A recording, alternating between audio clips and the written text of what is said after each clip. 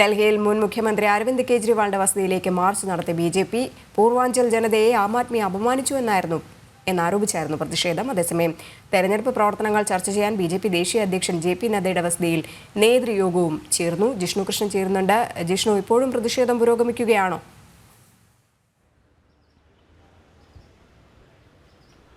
Rajani, പ്രതിഷേധക്കാരെ police arrest ചെയ്ത് നീക്കി. മുൻ മുഖ്യമന്ത്രി അരവിന്ദ് കെജ്രിവാളിന്റെ വസതിയിലേക്കാണ് ബിജെപി യുവമോർച്ച പ്രവർത്തകർ ഇന്ന് മാർച്ച് നടത്തിയത്. ഡൽഹിയിൽ പൂർവാഞ്ചൽ മേഖലയിൽ നിന്നുള്ള ജനങ്ങളെ, അയൽ സംസ്ഥാനങ്ങളിൽ നിന്നുള്ള ജനങ്ങളെ കെജ്രിവാളും ആം ആദ്മിയും അപമാനിച്ചു എന്നാരോപിച്ചായിരുന്നു ബിജെപിയുടെ പ്രതിഷേധ മാർച്ച്.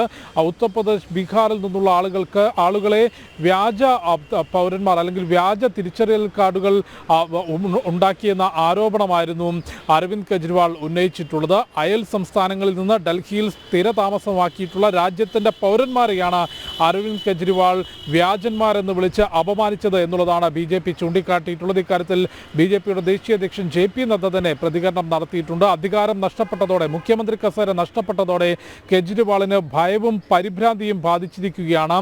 ജനങ്ങളെ അപമാനിച്ചതിന് വോട്ടിലൂടെ അവർ മറുപടി നൽകുമെന്ന പ്രതികരണമാണ് ബി.ജെ.പിയുടെ ദേശീയ അധ്യക്ഷൻ നടത്തിയിട്ടുള്ളത്. ബി.ജെ.പി നടത്തിയിട്ടുള്ള മാർച്ച് പോലീസ് ബാരിക്കേഡ് കെട്ടി തടയുകയും ബാരിക്കേഡ് തള്ളി മാറ്റാൻ ശ്രമിച്ച പ്രവർത്തകരെ മുഴുവൻ ഇപ്പോൾ പോലീസ് അറസ്റ്റ് ചെയ്ത് മാറ്റിയിരിക്കുകയാണ്. ഡൽഹിയിൽ തെരഞ്ഞെടുപ്പ് പ്രചാരണ പ്രവർത്തനവും ആം ആദ്മിയും ബി.ജെ.പിയും തമ്മിലുള്ള വാദപ്രതിവാദവും, ആം ആദ്മിയും കോൺഗ്രസും പ്രത്യേകം മത്സരിക്കുന്നുണ്ടെങ്കിൽ പോലും പ്രധാനപ്പെട്ട മത്സരം രാജ്യതലസ്ഥാനത്ത് നടക്കുന്നത് ആം ആദ്മിയും ബി.ജെ.പിയും തമ്മിലാണ്. രണ്ട് പാർട്ടികളും തമ്മിലുള്ള വാദപ്രതിവാദങ്ങൾ ശക്തമാകുന്നു. അതിനിടയിലാണ് തെരഞ്ഞെടുപ്പ് പ്രവർത്തനങ്ങൾ ചർച്ച ചെയ്യുന്നതിനായി ജെ.പി. നദ്ദയുടെ വസതിയിൽ, ബി.ജെ.പിയുടെ ദേശീയ അധ്യക്ഷന്റെ വസതിയിൽ നേതൃയോഗം ചേരുന്നത്.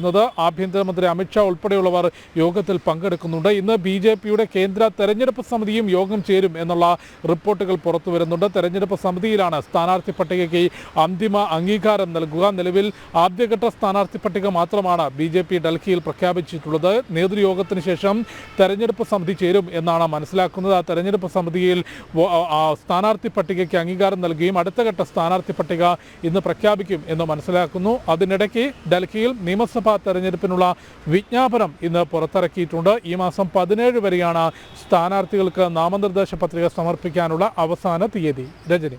ശരി ജിഷ്ണു.